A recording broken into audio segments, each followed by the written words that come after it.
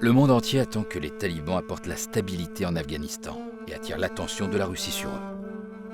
Mais c'est comme compter faire sortir les cafards de la maison à l'aide du feu. Désormais, la seule alternative aux talibans est Ahmad Massoud, le chef du Front de résistance nationale, qui continue de se battre dans les gorges de Panjshir. D'ailleurs, il a des alliés potentiels. Taliban se représente comme un mouvement international. Néanmoins, la majorité de ses membres sont les Pashtuns, le peuple qui représente 50% de la population d'Afghanistan.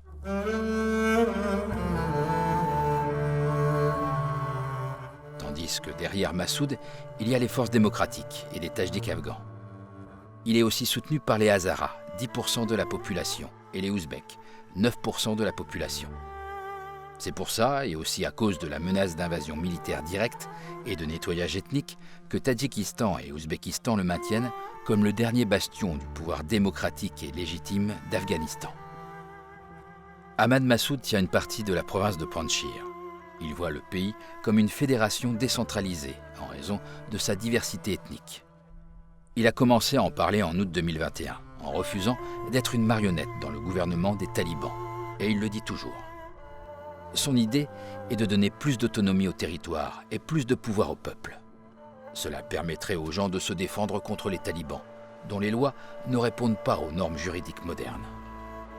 Dans les provinces avec la population hazara et ouzbek, des rassemblements sont organisés pour soutenir Massoud, comme à Bamiyan, à 240 km au nord-ouest de Kaboul, où les émeutes se déroulent depuis plusieurs jours.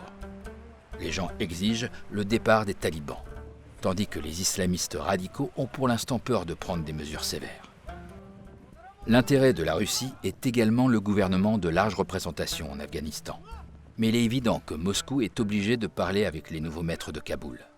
Même de la position de la carotte et du bâton comme toujours. Le Kremlin est la garantie qu'une guerre n'éclatera pas dans la région. Elle serait désavantageuse pour l'Europe. En effet, en cas de conflit, le flux de réfugiés se précipiterait vers la Russie, ainsi que vers l'Europe via la Turquie et la Grèce.